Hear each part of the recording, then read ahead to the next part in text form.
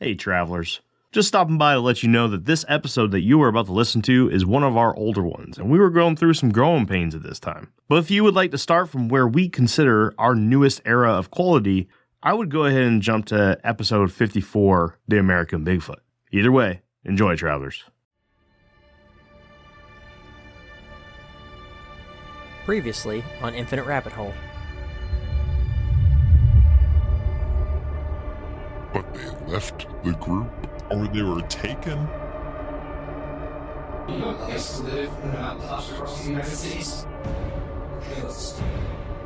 Wolverines. Well, if he didn't continue on the ground, did he go up?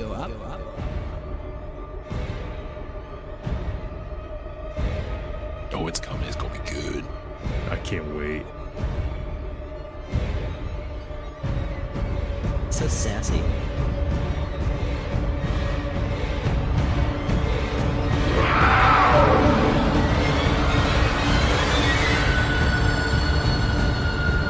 Did he simply step through a portal to another dimension or parallel world?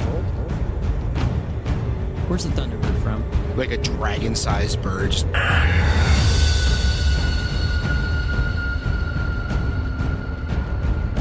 National Park Mysteries Part 4, Santa Fe. Welcome back. Welcome back. Welcome back. To Infinite Rabbit Hole. Welcome back to Infinite Rabbit Hole, everybody. I am Jeremy, your host, and today I am joined by Jake and CJ, my two. Well, let's be honest here. Andrew's the real beauty. Andrew's not here today, so it's just Jake, CJ, and I. We're going to go ahead and talk about the second part of the National Park Mysteries Part 5, the Santa Fe Part 2. Last week, we talked about Mel Nadell, and we talked about the really strange disappearance where he seemed to just kind of disappear in the middle of his track. If you guys have not listened to that episode yet, please go listen to last week's episode.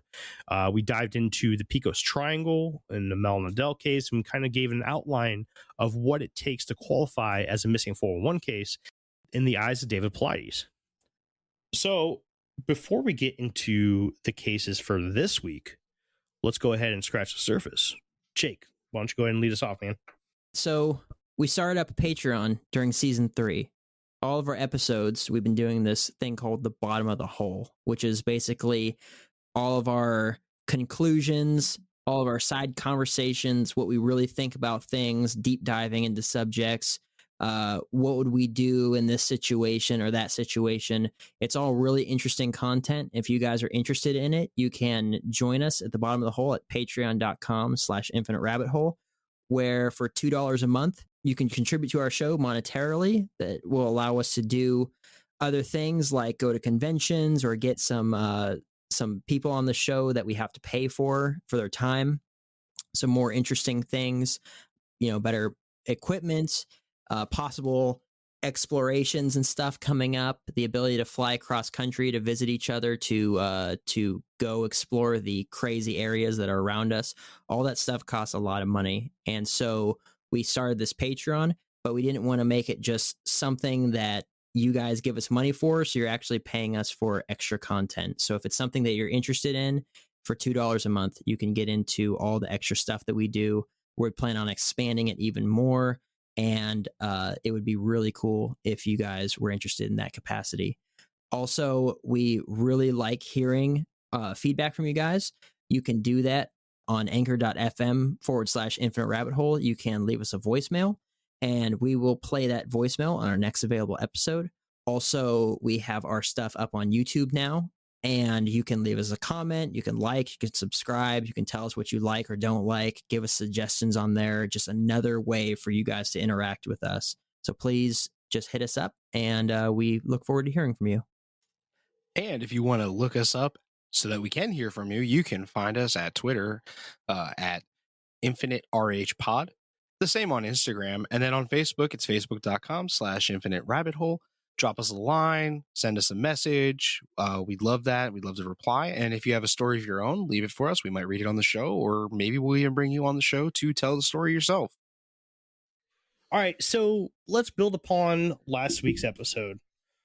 we've got a couple of interesting cases to talk about again. For those who have sensitivities to death, this might be an episode where you might want to skip.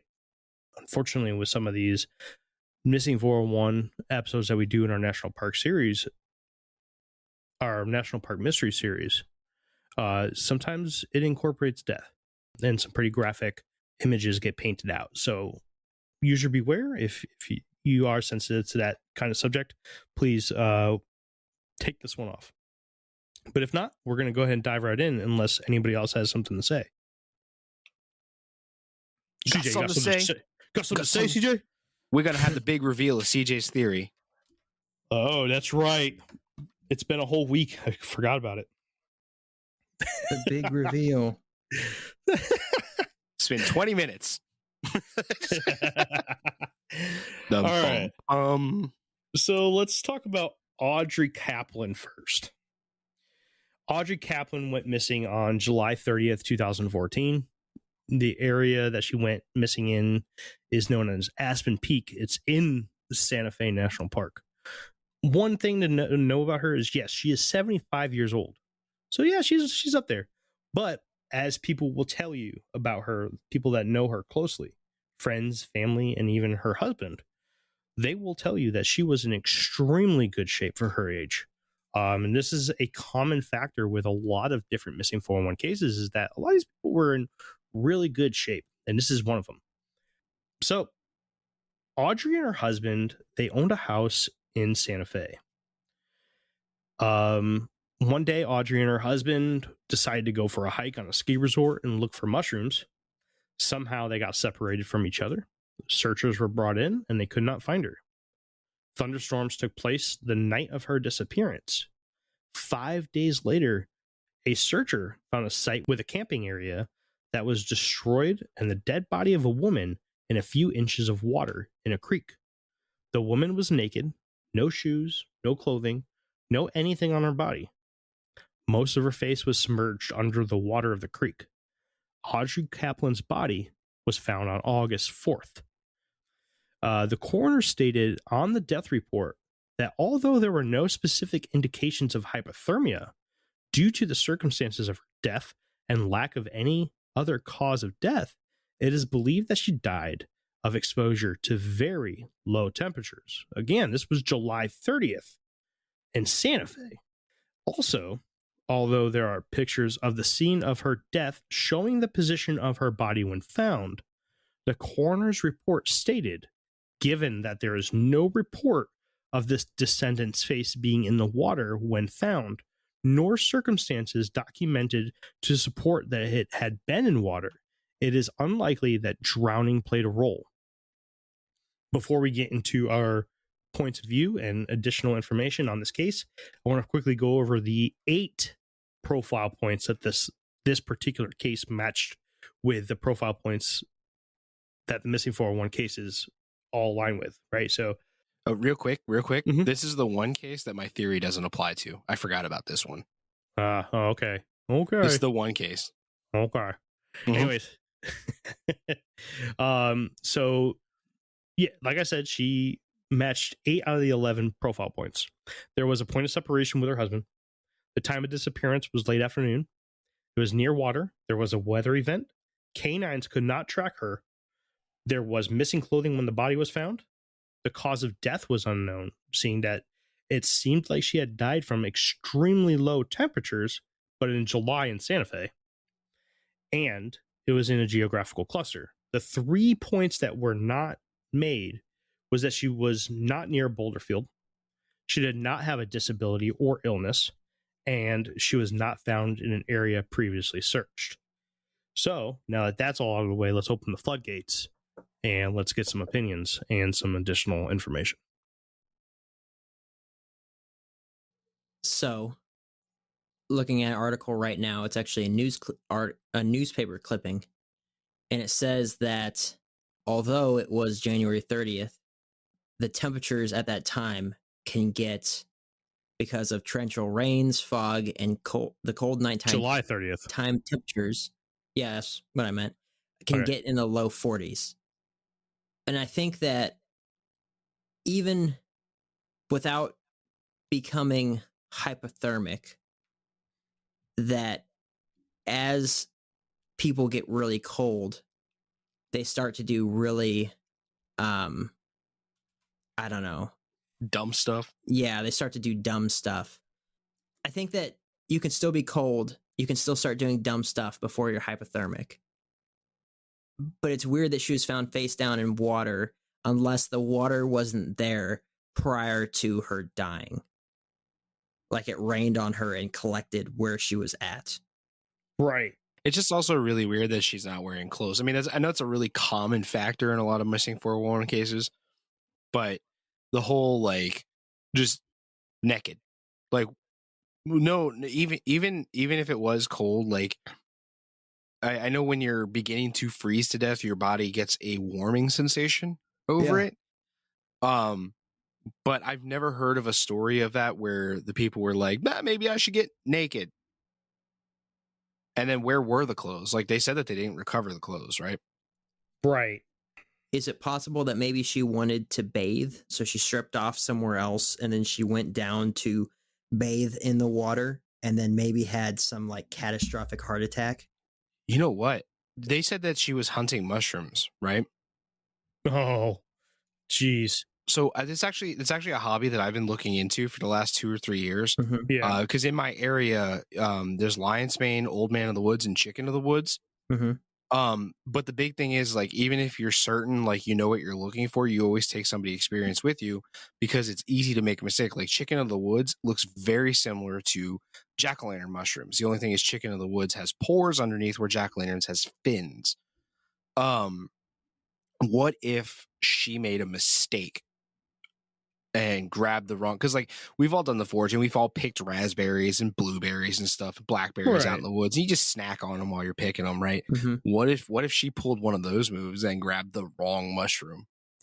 But see, here's the thing is that, you know, there was toxicology reports and everything done on her where there was no signs of this stuff. Now I know it did, you know, her body was found 6 days later, which the stuff could be out of her system by then, but you have to think that if the body was dead, right? If she was deceased, that body is no longer processing these chemicals and the stuff from the mushrooms. That stuff would still be in her system. That's why somebody who died from a cocaine overdose, you know, when their body is found a month later, they can still do toxicology screenings on them and find out their cause of death. Now, just to talk about what Jake was talking about, people doing really weird things when they're hypothermic. One of the final stages of hypothermia is called paradoxical undressing, and basically, when you're so hypothermic, your body plays tricks on you, and convinces you that you're really hot and that you're constricted, and people start to undress. This is something that a lot of people think may have been something that went wrong during the Dyatlov Pass incident in Russia, which we'll get into later in another episode of Infinite Rabbit Hole. But I don't know. The problem here is that, one, toxicology screenings don't necessarily say anything like that, because there was toxicology screenings done. You would think that would come up. You would think that people who are living in that area, people that deal with these kind of things every day, that would be something that they would test for, especially if looking for mushrooms is the activity that they were doing. You have to think, though, like if 3 guys sitting here talking on a podcast, right? If we're sitting here and we can come up with the idea of, oh, maybe she ate the wrong mushroom, which makes sense, by the way, it does. You would have to think that somebody living in the area would have came up with that same thing and tested for it. But it's a food, though. I just looked up the chemical that makes you hallucinate that's in mushrooms, right? Say she was hallucinating. And I don't know what chemical she possibly could have enjoyed, but like, okay, so cocaine leaves your system in like 3 days, right? It's not detectable in a blood test in 3 days. But like psilocin, which comes from mushrooms as well, is undetectable after 5 hours. Psilocybin, which is what I know, psilocybin, that's shrooms, can take up to 15 hours to clear and is completely undetectable after 24 hours. But that's saying that she got high from it. There's mushrooms out there that will flat out kill you. You'll crap yourself to death. So Well, Yeah, but right, you're maybe right. that was the case. She's trying to maybe she was by the water because she was trying to drink water while her body is expelling every drop of moisture out of it. Hey, And that's what killed her. That's true. That could be true. But you would think that stuff would make the report. If she has no shit in her system during the autopsy, that has to be something that they're looking for. What I'm trying to say is, if we can come up with the idea of mushrooms possibly being a thing, someone who does this for a living needs to know that if they're going to shit their fucking brains out and have not an ounce of food in their body and they're over drinking themselves, that's something that they should be looking for. They can look for that in the blood for over dilution, right? Like there's things that you can search for to make sure that that's there, and this would be in the report. This would be in the cause of death report. The cause of death is unknown. The cause of death is hypothermia, not blood oversaturation or whatever it's called. I know it's not called that, but what I find is very, very strange, right, is that she is face down in the water. That Right? is odd. Yeah. She's face down in the water, which means that She the was only hunched way- over drinking it, and then when she died, she collapsed and fell into it. but you're still taking gasping breaths, which means that your last breaths would have been water and your lungs would have been full of Mm. water. Or she was dead before she hit the ground. I think she got fucked with. I definitely think that this could be, and I'm making parts of the puzzle that may not fit here, but I think you're right. I think I'm on board with the mushroom thing, right? But I think she was being held captive or some sorts by somebody out in the woods. You have to think that a lot of these national parks or a lot of these public lands actually hold fugitives. That and it's completely legal to live out there. So Yeah, it's public land. Well, that's kind of a gray area, but wait, you have to move your campsite every 2 weeks. it like I was saying, it's kind of a gray area. So you just made me lose my train of thought, CJ. Damn it! Someone was fucking with her. They held her captive. Right, and I love to be that guy, but Bigfoot. You would love to be that guy. No, shut up, dude. Bigfoot. There are stories of Bigfoot taking people and holding them captive. Okay, and the Santa Fe National Forest, there has been sightings, especially around Pecos, of large upright walking hominids. So mushrooms, yes, I think that's definitely a thing, but I don't think she died right there by the lake. I think she was put there, or not by the lake, by the stream. I think she had to have been put there, and it had to have been put there by something with dexterous fingers. And the only thing that leaves is a human or a Bigfoot. What if the Bigfoot captured her, right? And they were taking her clothes and like checking it out because they'd be curious, Right. being primates or possibly a hominid species.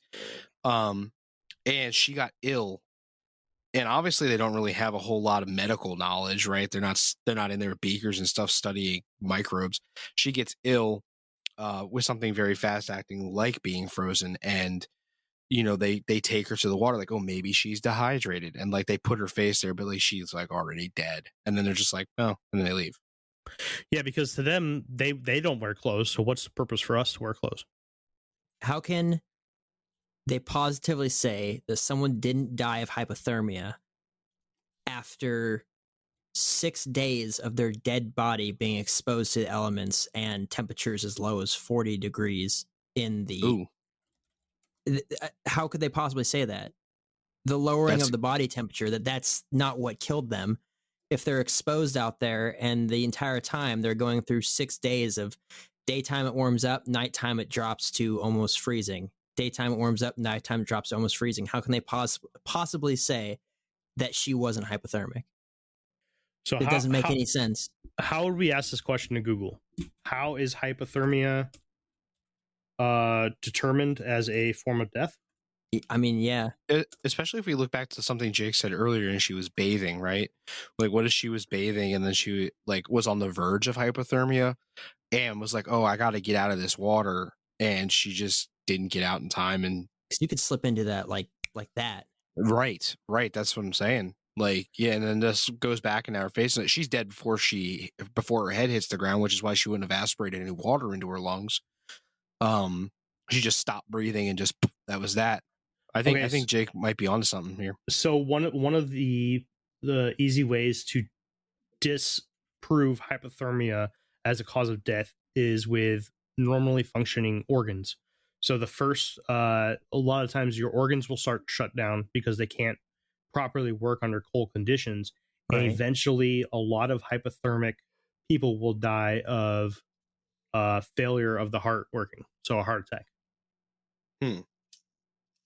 So it could have been a massive heart attack. Could have been, but you would think that during the autopsy of her, they would have listed the heart attack as the cause of death. They didn't list the heart attack as a cause of death. Well, here's a true story from my life. My mom was with this man for a while. His name was Scott, and he had an uncle who died of a massive heart attack while walking upstairs. The man was dead before he hit the first step. Right, like he was standing upright and died before he fell over. And the heart attack was actually so massive that they couldn't tell it was a heart attack. Like they just said it was because it made the most sense. Right, but so your body still does stuff because you have this muscle memory even shortly after your death.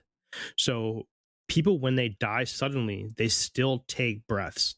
They still take breaths because of natural, you've been doing it for so long, your muscles only do that normally. So like, I don't want to point to personal experiences, but I personally witnessed somebody die a couple times in my life, and that person was still kicking. Yeah. Okay. Because that was the last thing that person was doing. Now, a person who is, yes, a person can forget to breathe and be put on a respirator, right? And be put on machines to stay alive. But it takes some time for your body to stop breathing. Like, it's not something that you just, you know what? Never mind. I don't know. I'm not going to sit here and bullshit my way through this because I'm just going through what makes sense to myself. I'm just going to shut up. I don't fucking know. Well, at the end of the day, it's no less valid than anything we said. None of us are medical professionals. We're all speculating. Right. And I could be completely wrong. I'm just, I'm going off of what I've seen in personal, like in real life. That's all.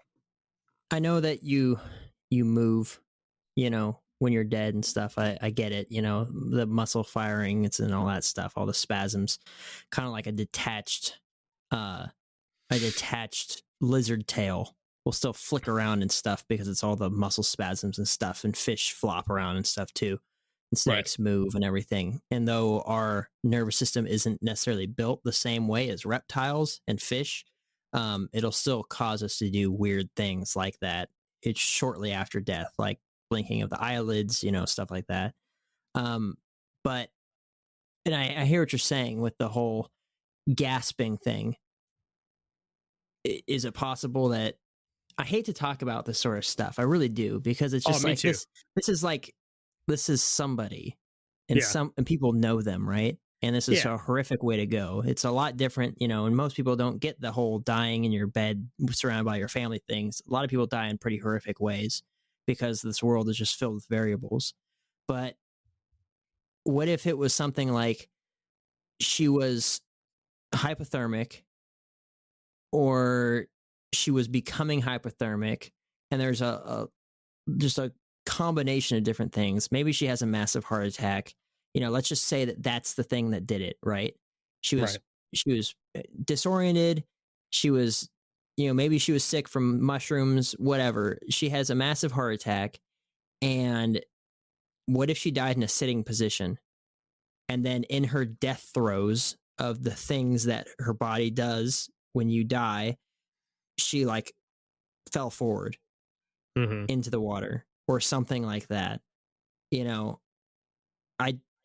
I have a hard time saying that she was messed with and put there because that's a frightening idea, that, Yeah, it's disturbing for you know, sure. but I mean, I'm not going to say it's BS and it couldn't happen, certainly, but, because I believe in the Bigfoot and stuff, but it's just like, I'm trying to rationalize this with myself of like, if this was a natural thing and maybe, what's up?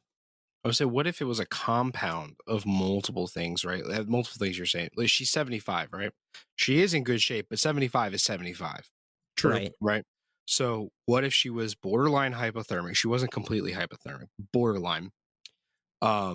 It's been a couple of days. Maybe she knows how to find mushrooms, but maybe she's not so great at finding other foods. A healthy individual can go 3 weeks without food. But this is a 75-year-old. Maybe she doesn't trust the water so much, so she's avoiding drinking. So maybe she's mildly dehydrated to a point. I mean, your body, if water's available and you are that dehydrated, your body will override any rational thought you have and you'll drink. But maybe she was avoiding that and these things compounded and she old aged it in a sitting position. Yeah. Sometimes I really hate doing these national park mysteries. That's really disturbing, and my heart goes out to anybody who's ever lost somebody. And anybody who ever lost anybody. I mean, my heart goes out to everybody, but because we're talking about this, this is the sensitive subject right now, but it's unknown. I wish that there was more information so that we weren't necessarily going off of speculation. And I think that's where, I feel like I'm kind of coming off as an asshole because I really hate doing the whole speculation thing about somebody who can't sit here and defend themselves. I'd rather speculate more about someone whose body was recovered than speculating about someone who's never been found. Like that Mel. To me seems more disrespectful than, the body was recovered. They're able to put them to rest. There was that closure regardless of how it happened. There's a level of closure that's never met when they're never recovered. Right. And that's when it's just like, I have a hard time doing all this speculation stuff because there's people out there that still have hope. Right. And we're like, yeah. And then they could have been dragged into the trees and their heads ripped off. And it's like, oh, geez. It's like, because I don't know who listens to our show. Right. Who has a connection to somebody that could be, missing, even if it's not related to missing 411. So it's just like, but I don't know. I think I think the compound thing makes the most sense to me. Even if it wasn't mushrooms, maybe it was dysentery from drinking bad water that she was found next to, stagnant, nasty water or whatever, We'll see. I mean, like, again, I wish we had access to reports because part of me says that they tested for this stuff. There's tests for everything now. Personally, I mean, if it was that kind of stuff, I think that they would have found it. That's my point of view on this, but who knows? Maybe not everybody empties their bowels when they die, but most people do. True. Very true. That is very true. It could be a looked over thing. All right. You guys ready to get into the last one before we get into the bottom? Absolutely. Cool. All right. So we're going to talk about Stanley Vigil. This one is kind of short, but there's a lot of on the back end of this one. So Stanley was 54 years old. He went missing on November 7th, 2017. So this is fairly recent. He went missing at Berea's Peak and Santa Fe National Park. So again, inside the park itself. Driving around the area with his father and a friend, they witnessed a deer cross in front of their truck. Stanley jumped out to chase and hunt the deer. Immediately, though, this is kind of the weird part of this, even his wife tells this story too from the point of view of their friends, is that this fog and heavy rain rolled in extremely quickly and Stanley just disappeared. A search began that lasted 7 days. 5 months later, and 9 miles away as the crow flies from where Stanley had originally gone missing, an off-duty police officer and his son are fishing on the Pecos River, again Pecos, and find a body. The body was eventually identified as the remains of Stanley Vigil, and Stanley's body seems to have suffered severe skull injuries and broken ribs. Quickly, before we get into comments, thoughts, and ideas on this one, let's talk about the profile points. It matched 6 of the 11 profile points and matched point of separation when Stanley left the vehicle. Time of disappearance was late day. It was near water, or at least he was found in the water. There was a weather event. The canines could not track it, and it was in the middle of a geographical cluster. The points that were not met: Boulderfield.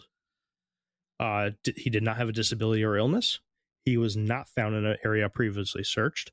Was not missing any clothing, and there was no unknown cause of death. He was clearly killed by the trauma to his head.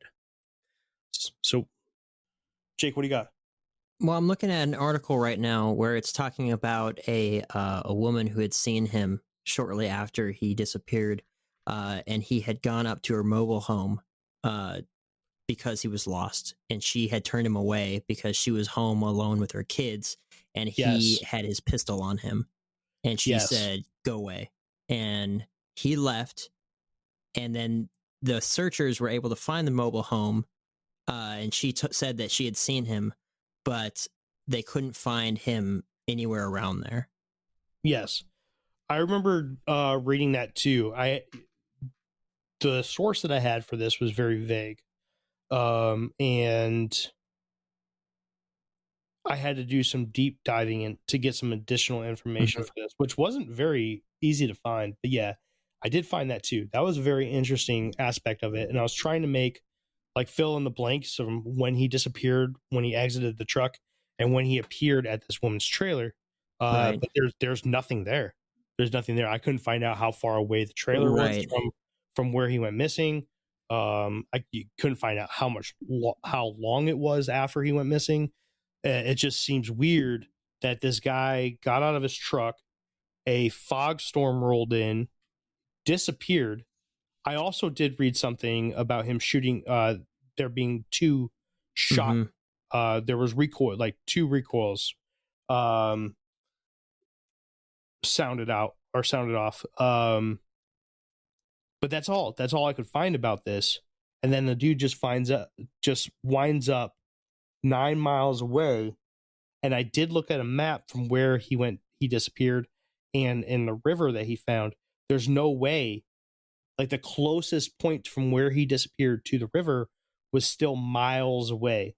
So the whole theory of he fell into the river, drowned, and then went, just floated down there doesn't make sense. Because he still would have had to go on in the opposite direction miles away and then floated down the river 4 miles away. I don't know. It's just hard to believe. Yeah, this one's way fishy. I like the skull damage part. Now that I heard this story. Yeah, not like someone there bashed his head in and threw him in the water. Well, I guess it's time for the ultimate reveal. Right? Go ahead. Yeah.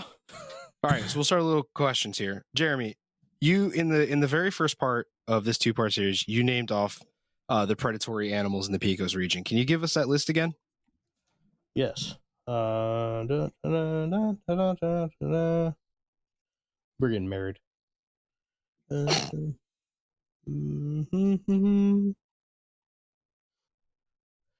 Bighorn sheep, mule deer, elk, black bear, and mountain lions. So I will tell you this: that list is incomplete. Oh, I'm sure it is. Wolverines. No, but that'd be awesome. But that is the reason I brought up Wolverines, because the animal I'm about to talk about is going to shock you, because this is not something you think about living in the United States. The drop bear. So would be funny, but Vegemite would save you. And toothpaste would save you. No. So the animal I'm about to talk about is mostly prevalent in South America, but does live within the United States in the New Mexico and Arizona region. The jaguar. Yep. The jaguar. And Jake, you mentioned in part 1 that big cats will grab you by the back of your neck and drag you to the ground.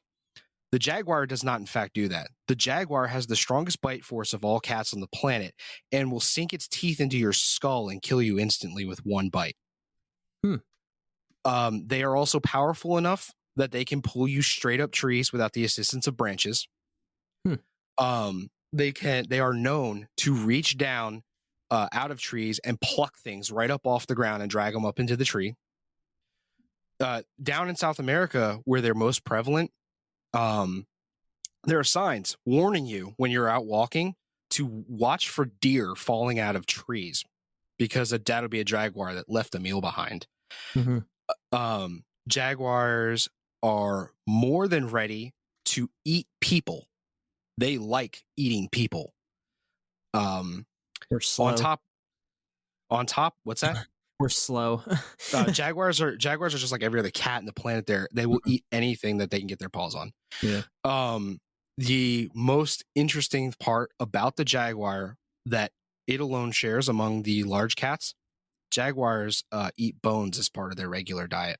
They will eat the entire body, including the bones.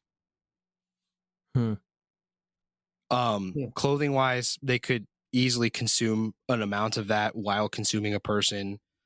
Maybe there's some shreds left behind or whatever. But the thing is that jaguars we know of 2 of them in New Mexico in the Santa Fe area. We found in 2016 a jaguar that was named El Jefe. And that was believed to be the only one. And then they discovered a second one that they named Sombra. And then those 2 kind of like teamed up. Now, those are the 2 that we know about. And it's theorized that there is a population of jaguars, even though it would be small. To compound this theory, we can take a look at the eastern mountain lion, which is said to be extinct. However, once in a while we get a trail cam video of something like that, right? Yep. So it is entirely possible that within the Pecos region, there's a population of jaguars who are snatching people off the ground, which would explain why footprints come to a dead end. They will drag you up into a tree high enough that you can't be seen from the ground. They'll hide within the foliage because jaguars, while they're eating, are susceptible to other predators stealing their meals, which is why they drag them into trees. The guy that we just talked about, Stanley Vigil, had the skull damage and he was found down. Jaguars will accidentally drop their meals once in a while, and they do hang out near water. So it's possible that the jaguar drug him up into the tree, and before he had the opportunity to actually begin eating him, he dropped him, he fell in the river, and down he goes, and the jaguar went, damn it.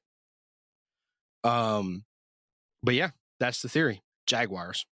The other lady eating the mushrooms doesn't really match up with that. But when you reach the bottom of the hole, you'll find that theory is relevant to her circumstances as well.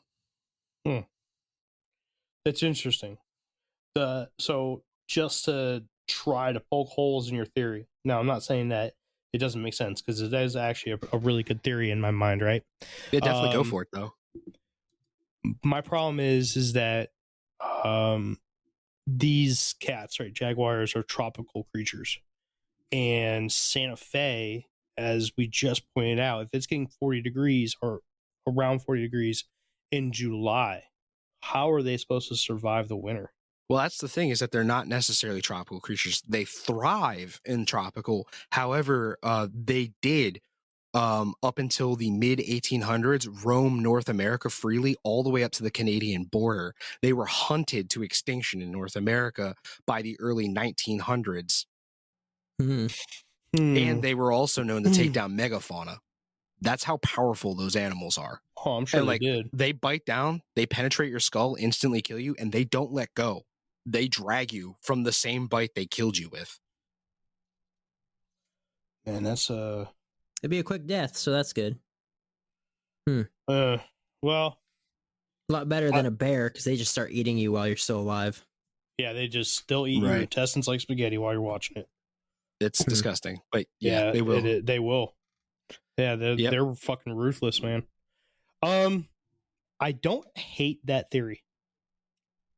I don't. Especially since it's not very difficult for critters to get from South America to North America. Well, that's the thing, is they weren't necessarily just in South America. Like, they're throughout Mexico too. They just, we just discovered them coming back into our borders. Like I said, this was their native territory. It was all the way up to the Canadian border. So it's not unreasonable for them to just come through the Mexican border again, and begin populating as they spread. I'm interested. I'm gonna have to do some research here, because I wonder if they're down in like, Patagonia, like the southern tip of South America too, or if they're just north. I want to know how well they actually do in cold weather, because if they can't do cold weather, that means they're migratory, which means that they wouldn't be around when Mel Nadell went missing in October, or Stanley if it Vigil was a went freak missing in temperature November. change. Well, you gotta think that they're not like, oh wait, it's gonna be nice in Santa Fe this weekend. Let's go up to Santa Fe for the weekend from Mexico. No, I don't think so, because mountain lions aren't migratory.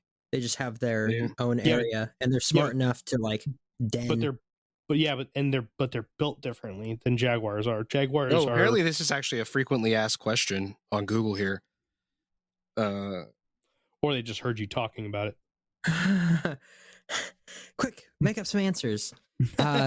Yeah, they put on jackets. Clogs. They like clogs. I think that they're smart enough to like den up. There's enough. They do okay in snowy conditions.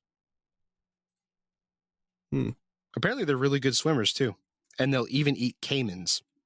Yeah, jaguars don't fuck around. They'll eat anything. I mean, they're kind of built like tigers, right?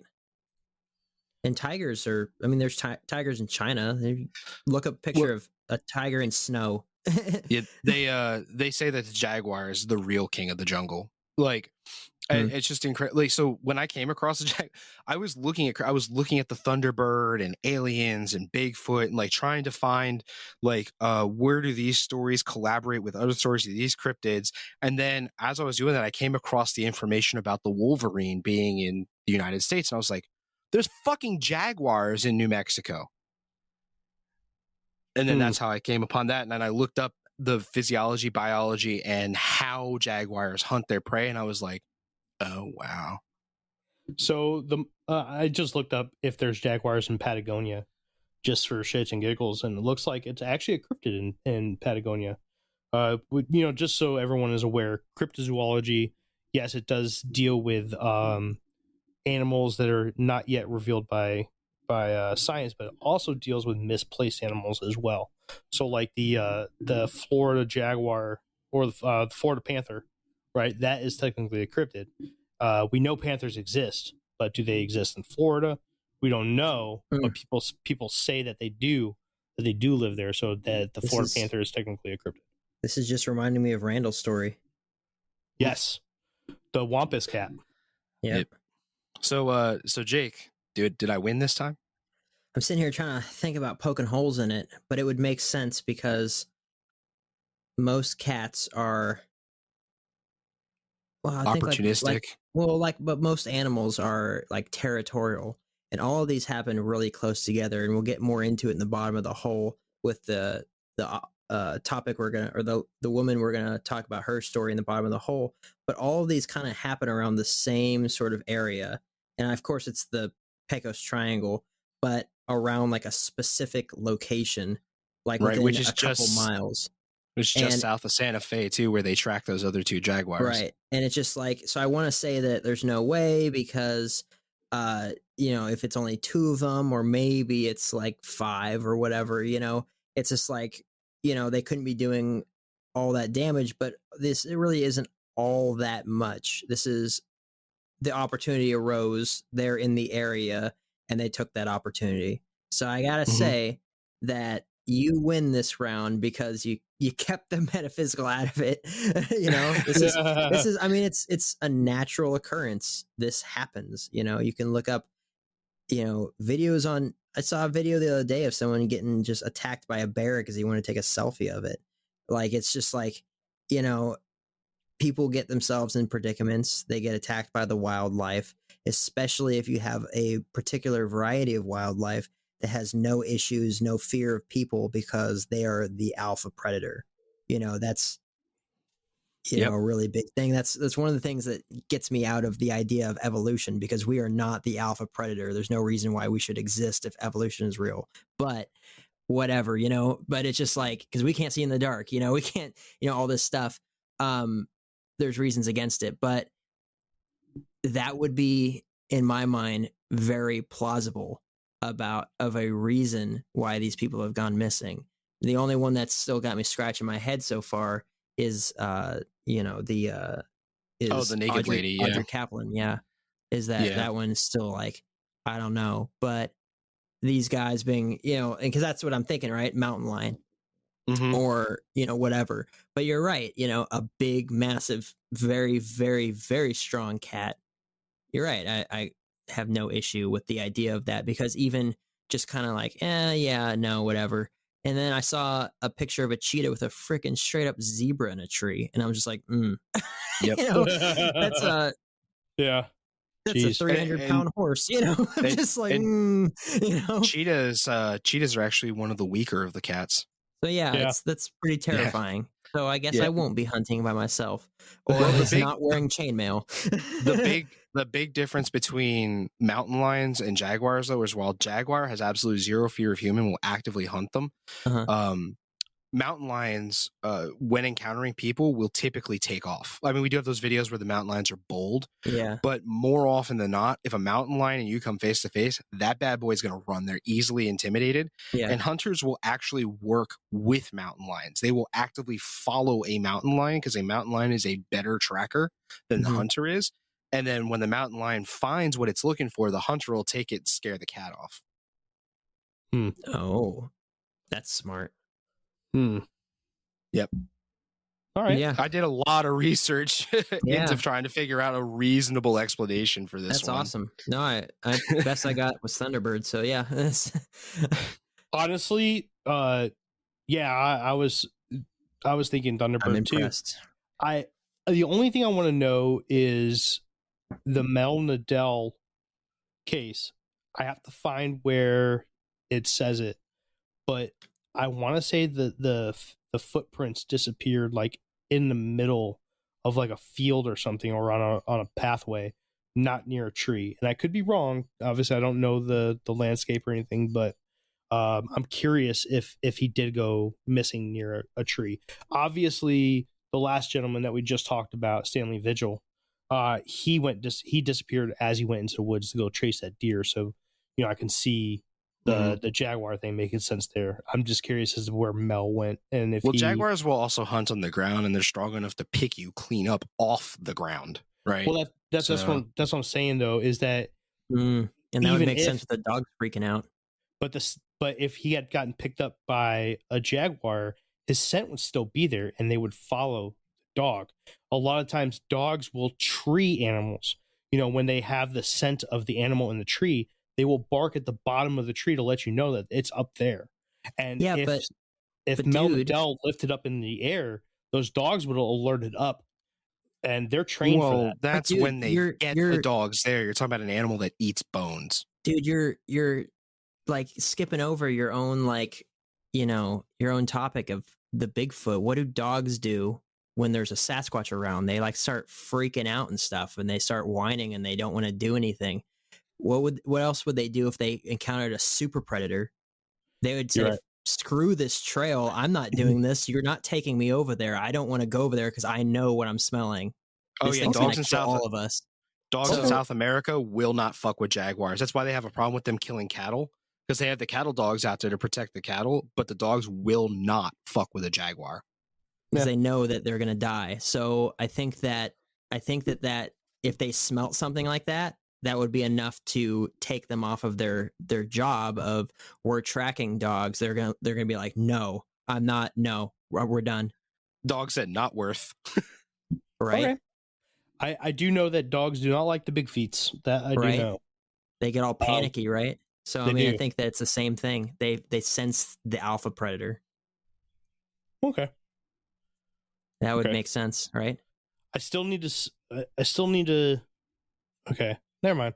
Unless Alright. they're like Rhodesian Ridgebacks, which are African lion hounds. They literally tackle lions and people kill them while they're holding them down. So that's a different type of dog, though. We're talking probably about bloodhounds or something. Yeah. All right. Well, let's take a trip to the bottom of the hole. What do you guys think?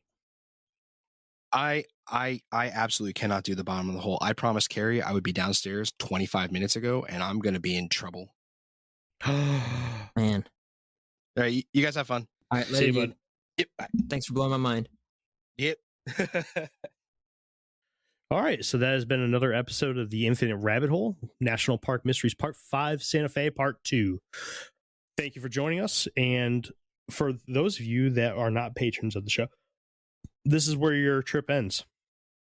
For those of you that do donate to the show through Patreon, you can head on over to the Patreon and listen to the Bottom of the Hole segment, where we are going to be talking about the cases of Emma Tresp and Robert Amos Browning, two people that went missing in a very similar area, may have gone missing in basically the same area about a year apart.